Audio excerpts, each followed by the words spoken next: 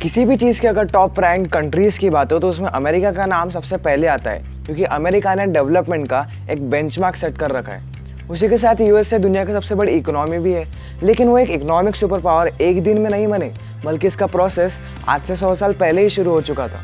पहले ब्रिटेन एक economic super power था, लेकिन फिर 1800 के बाद जब इंडस्ट्रियल रेवोल्यूशन शुरू हुआ तब अमेरिका ने अपने इंफ्रास्ट्रक्चर को डेवलप करना शुरू कर दिया, और स्पेशली अपने ट्रांसपोर्टेशन को, जैसे रोड्स, रेल रोड्स या फिर कैनल्स, ये सब बनाकर। और फिर स्टीम इंजन भी डेवलप होना शुरू हो गया, जिससे अमेरिकन इंडस्ट्रियल रेवोल्यूशन को एक बूस्ट मिलने लगा। और उसी वक्त मतलब 19th सेंचुरी के एंड के टाइम पर बिजनेसमैन जैसे एंड्रयू कार्नेगी और जॉन रॉकफेलर, इनके बिजनेस का ग्रोथ हो रहा था, और इसी के साथ अमेरिकन इकोनॉमी का भी ग्रोथ हो रहा था।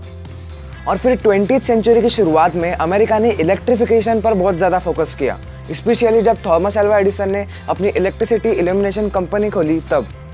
और अमेरिका में इलेक्ट्रिफिकेशन इतना फास्ट होने लगा कि 1940s तक ऑलमोस्ट हर अर्बन घर में इलेक्ट्रिसिटी का सप्लाई था। इसी इलेक्ट्रिफिकेशन के कारण मैन्युफैक्चरिंग और ज़्यादा आसान हो गई, और इसी अपॉर्चुनिटी का यूज़ किया हेनरी फोर्ड ने। अब फोर्ड ऑटोमोबाइल्स सस्ती कारें बनाने लगे थे, जिस रीज़न से उनकी सेल्स और ज़्यादा इंक्रीज़ हो गए।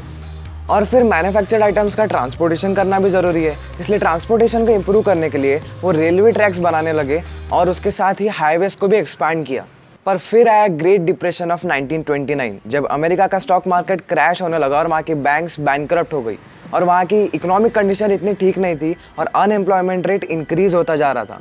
लेकिन इस कंडीशन से बाहर आने के लिए अमेरिका ने वर्ल्ड वॉर 2 के टाइम पर अपनी आर्मी के साथ साथ अपने साथी कंट्रीज़ के आर्मी के लिए भी सप्लाईज बनाने शुरू कर दिए। और इसी रीज़न से वॉर के टाइम पर जब बाकी सब कंट्रीज़ लॉस में चल रही थी, तो उसी टाइम पर अमेरिकन इकोनॉमिक का ग्रोथ हो रहा था। वर्ल्ड वॉर 2 खत्म होने के बाद भी अमेरिका का इकोनॉमिक ग्रोथ चल ही रहा था, क्योंकि उनके लोगों का स्टैंडर्ड ऑफ लिविंग अच्छा था, इसलिए उनकी किचन इंडस्ट्री और फर्नीचर इंडस्ट्री भी बूम कर रही थी।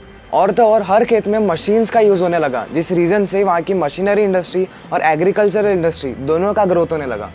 लेकिन फिर 1973 के स्टॉक मार्केट क्रैश और ऑयल क्राइसिस जैसे कई सारे रीजन के कारण वहाँ का इकोनॉमिक ग्रोथ फिर से स्लो हो गया, और वहाँ का अनएम्प्लॉयमेंट रेट फिर से इंक्रीज़ होने लगा था। लेकिन उसी इंसिडेंट के कुछ सालों बाद ही उन्होंने मैन्युफैक्चरिंग इंडस्ट्रीज़ को थोड़ा साइडलाइन कर दिया, और टेक इंडस्ट्रीज़ ने अपनी जगह बनाना शुरू कर दिया। और उसी वक्त IBM, एप्पल और माइक्रोसॉफ्ट जैसी कंपनीज़ ने ग्रोथ करना शुरू कर दिया था। स्पेशली वर्ल्ड वाइड वेब आने से अमेरिका की कंप्यूटर इंडस्ट्री का ग्रोथ और ज़्यादा बढ़ गया, और इसलिए 1995 से 2005 के टाइम को अमेरिका के लिए .com बूम भी कहा जाता है। अमेरिकन इकोनॉमी की इतनी फास्ट ग्रोथ का एक रीज़न ये भी है कि उन्होंने इनोवेशन को अपना मेन फोकस हमेशा बनाए रखा। जैसे मैन्युफैक्चरिंग इंडस्ट्रीज़ को थोड़ा सा साइडलाइन करके उन्होंने टेक इंडस्ट्री को प्रमोट करना शुरू कर दिया, और उसके बाद में मैन्युफैक्चरिंग इंडस्ट्री और टेक इंडस्ट्री को कंबाइन कर लिया, जिससे उनकी इकोनॉमी और ज़्यादा बूम होने लगी। तो ये थे वो रीज़न जिसके कारण अमेरिका आज एक इकोनॉमिक सुपर पावर है। तो चलिए अब इस वीडियो को एंड करते हैं। ये चैनल इसी तरह के एक्सप्लेन सिनेरियोज देने वाले वीडियोस बनाता है, तो अगर आपको इस तरह का कंटेंट पसंद आता है तो चैनल को सब्सक्राइब कीजिए और बेल आइकन को प्रेस कीजिए।